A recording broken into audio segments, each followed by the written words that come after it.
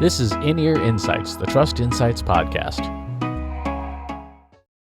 In this week's In-Ear Insights, it is International Women's Day today as we record this. Of course, celebrations as should be happening for more than just a day.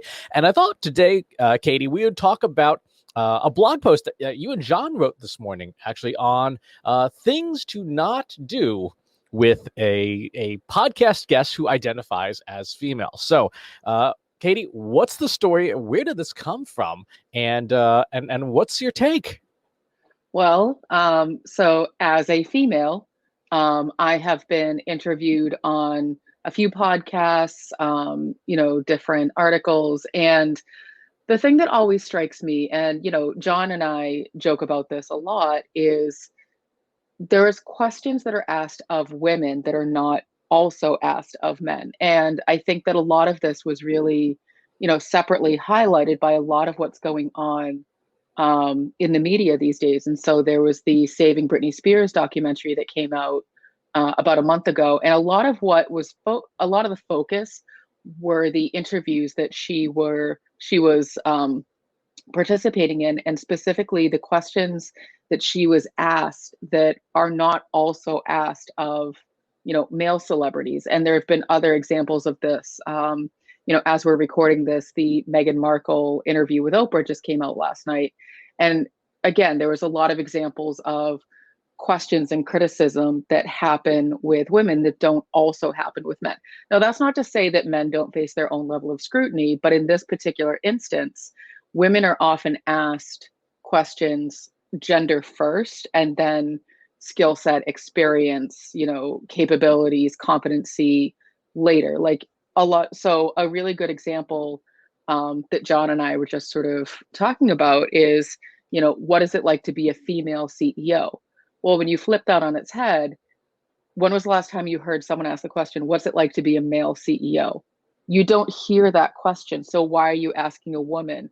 Now, granted, there's a lot that goes behind that question because women historically have had a more challenging time getting ahead and, getting to positions of power. So I understand why the question, but it's a tired question. Like, there's other questions that you can be asking someone about their journey, their career path, that don't lead with, so you're a woman, that must suck, huh? Okay.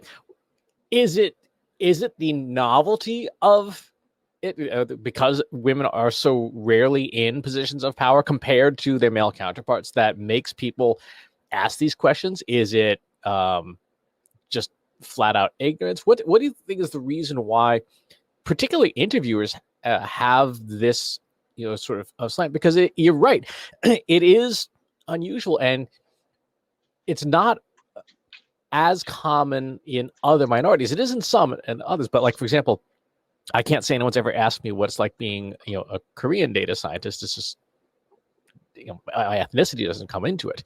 And no one has ever asked me what it's like to be a male data scientist. It's, we're gender-wise, we're in the vast majority. So what do you think of the motivations behind some of these questions? I definitely think that it's a mixed bag. I think some of it is the novelty of it, which is such an unfortunate way to think about it. Like, I don't want to be thought of as a novelty or a token or, anything like that. Like, I'm literally just me doing a job, regardless of my gender or ethnicity. But, I feel like that's how people who don't understand the experience try to understand the experience. So, a lot of the podcasts that I've done have been with male interviewers. And so they can't put themselves in my position, or they can't understand my journey. So they try to ask questions. Unfortunately, the way that it comes across is it feels like, to me, they're trying to get that tragic story. They're trying to get that soundbite that they can. To me, it feels like a little bit of like that exploitation of like, well, she told me her horrific story, I got the interview, and I don't know that that's necessarily fair, because that's not true of all interviews, but that is how it feels a lot of times, is that they are trying to dig to get that salacious tidbit of information. Because a lot of times, the questions are around, So it must have been really difficult. What were some of your challenges? It must have been really hard. Can you tell me, you know, some of those like struggles that you went through? And, it's no secret that a lot of us have been through, different forms of abuse and harassment as we're, trying to get ahead. And I personally, and I don't represent all women, I only represent myself. I don't want to talk about it. It's not to me the most important part of my personal story. I've talked about it where appropriate, but I don't want to continue to talk about it to make that the headline that people lead with. I want to talk about the things that I've accomplished, whether they've been, becoming a CEO or running a successful business, or, things that I've done historically where I've worked in, risk management and pharmacology. I would rather talk about that because to me, that's more interesting. And if someone can learn from those, those experiences, I would rather that than, focus on, the things that weren't so great. It almost feels like interviewers are continually trying to put us in this victim box. And I'm not interested in that. I want no part of it. So ask me, what it's like to be a CEO. Don't ask me what it's like to be a female CEO. Do you find that you ever get these questions from other women when you're being interviewed by them, compared to your male counterparts? Absolutely not. I can say with confidence, if I go back, um, to the past interviews, it's definitely a different experience. I'm actually working on some interview questions with a female interviewer, and at no point was my gender brought up. It's, what's the future of artificial intelligence? How should organizations be prepared for artificial intelligence? At no point is it, so as a female, how should you be prepared for artificial intelligence?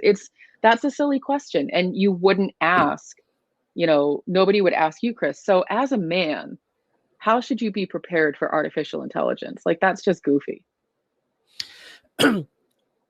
Where do you think the role is of gender in things like AI? Because obviously, with people like Dr. Timnit Gebru, formerly of Google, raising issues about bias and stuff, is that Mhm. is that the context where it is appropriate in your point from your point of view? Absolutely. When it comes down to ethics and bias and those training data sets, that's where gender, ethnicity, those things, even age discrimination is still a big problem. That's where that belongs, is in making sure that the AI is doing better. And so you need to have that diversity in creating the artificial intelligence, but you don't have to say, okay, so you're a woman, you're a man, you are African American, you're Asian, great, that's our group. You guys go create something. Like, that's the wrong way to be thinking about it.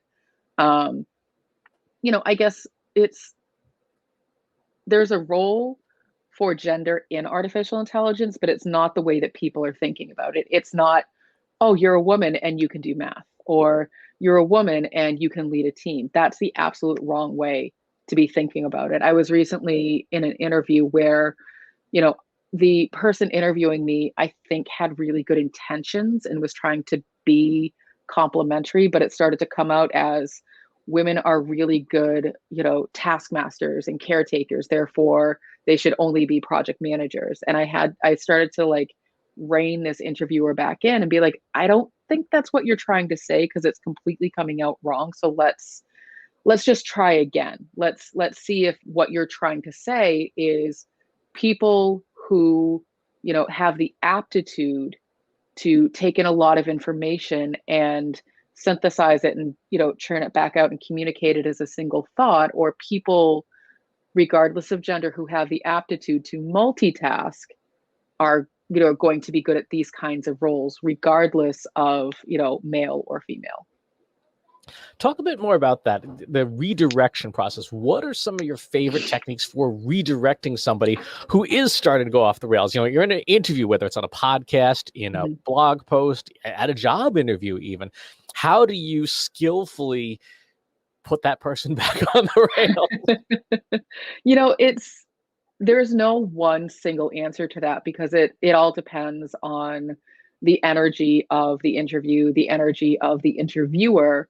Um, Some of them are aware enough to realize, oh, I'm starting to go down the wrong road. Let's walk it back. And some of them don't feel like there's anything wrong with the questions that they are asking. And that, is problematic. A couple years ago, I did an interview where the person kept asking question after question about the Me Too movement. So the Me Too movement, for those who might not be aware, is when women have been standing up and speaking out about some of the harassment and abuse that they've experienced in the workplace, and just in general, for that matter. And so this interviewer really wanted to capitalize on that conversation and kept asking question after question after question about my experiences with harassment and abuse. And it wasn't the interview that I had signed up for.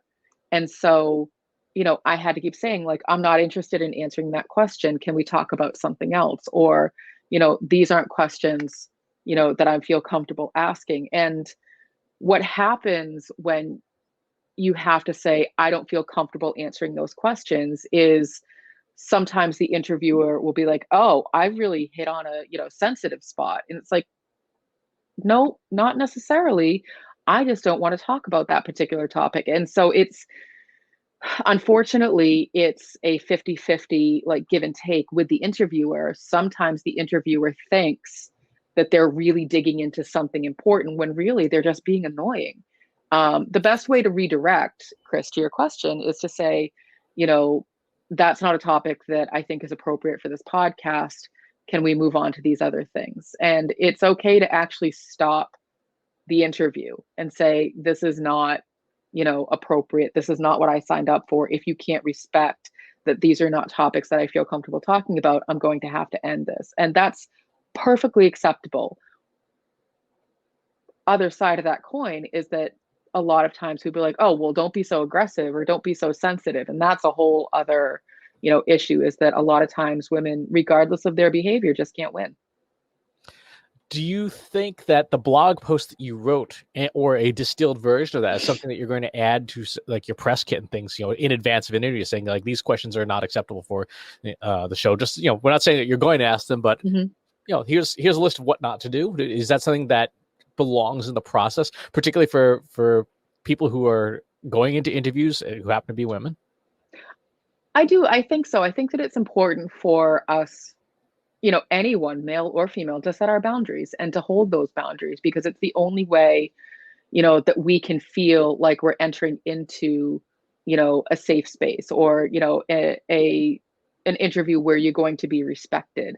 If the person can't respect those boundaries, it's probably not the right interview, for you to be participating in, because it means that you are continually going to be put in a position that you feel very uncomfortable in. And that's just not fair. Like, I would like to believe that we've evolved past the point where, we have to continually put people back in these tiny little boxes that they don't belong in. And so, Chris, to your initial point, nobody's ever asked you, what is it like to be an Asian data marketer? What is it like to be a male data marketer?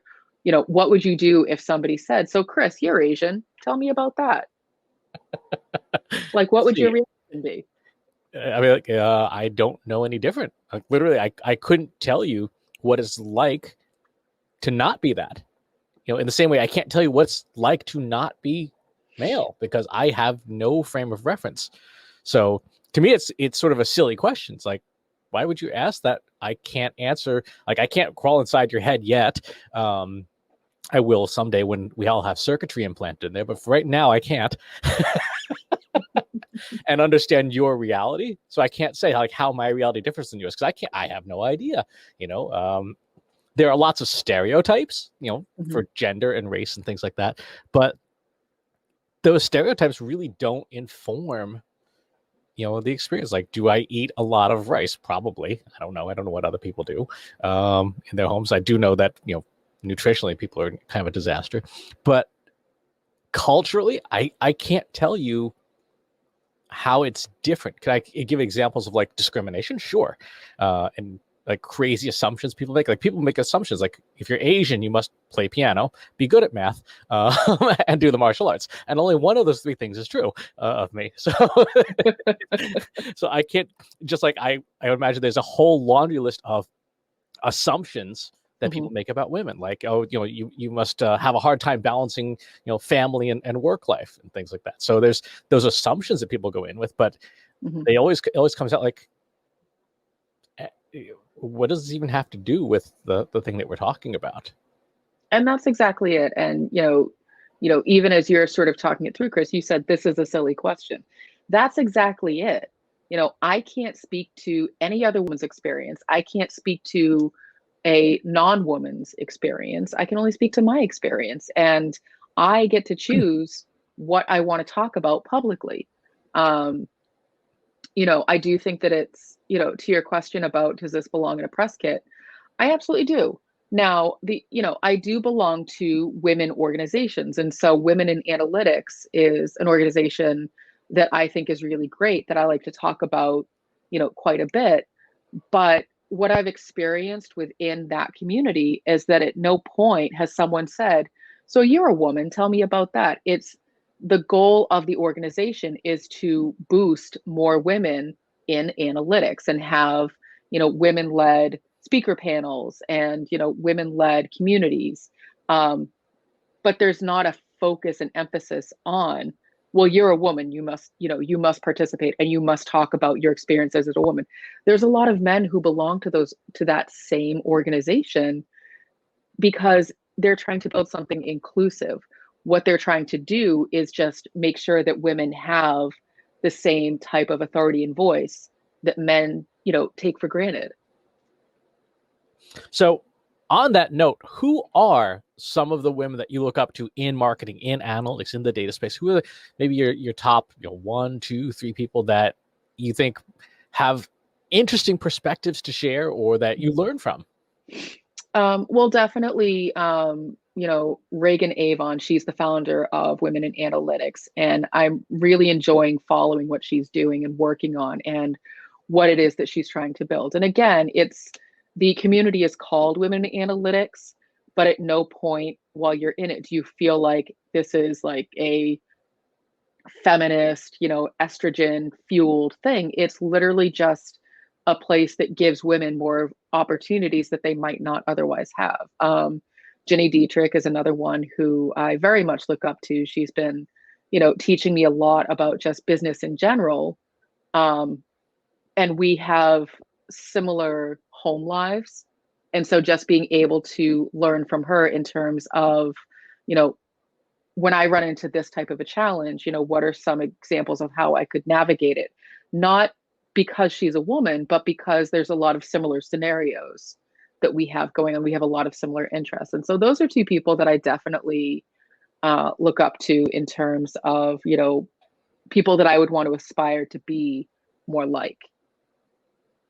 Very cool. Yeah, a couple of folks that I follow that I think are really interesting. Ayodele Odubela is a data science evangelist. She is a very prominent person in the Black and AI and data science space and has a lot of really good perspectives, I think, on not only machine learning and data and AI, but also her perspectives as both someone who is Black and is female.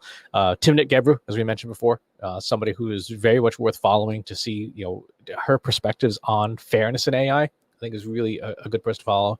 Dr. Hilary Mason has, I think, done more for at least getting people's heads on straight when it comes to ethics and data science than probably half of the guys in the space, because her book Ethics in Data Science is a fantastic read. It's required reading for anybody who's doing any kind of machine learning projects. So those would be some folks that if you want to go get some new perspectives, some very, very valuable folks to follow. So any final parting thoughts, Katie, on International Women's Day about things that everybody, regardless of gender, should be doing to provide better interviews and better interactions with everyone they work with? Just, do your homework, use your brain. If you haven't done at least a little bit of research on the person that you're interviewing, don't be lazy. Don't just say, oh, well, they're a woman, so we can talk about that. Or, they're a person of color, so we can talk about that. Don't make that assumption. And don't, if you are interviewing a woman and she happens to be okay with, answering some of those questions, don't also assume that it's okay to introduce her as a lady marketer or a female CEO. I am a CEO, period. I am a marketer, period. Will answer some questions about my experiences because I happen to be a woman, so that will be my point of view. But don't assume that my title is, Katie Robert, female CEO. That is not what my signature says. When in doubt, just ask the person you're interviewing what they're comfortable with. Period. Just ask. Awesome. If you've got questions or feedback or comments or your own thoughts on this, pop on over to our free Slack group, trustinsights.ai/analytics for marketers, where you can discuss analytics, data science, marketing with lots of people of every background. Every day of the week. And regardless of where you're listening or watching this, if you want to get on the channel of your choice, go to trustinsights.ai/TI podcast. And you can find this show in a whole bunch of different places. Find the one that works for you best. Thanks for tuning in, and we'll talk to you next time. Take care. Want help solving your company's data, analytics, and digital marketing problems? Visit trustinsights.ai today and let us know how we can help you.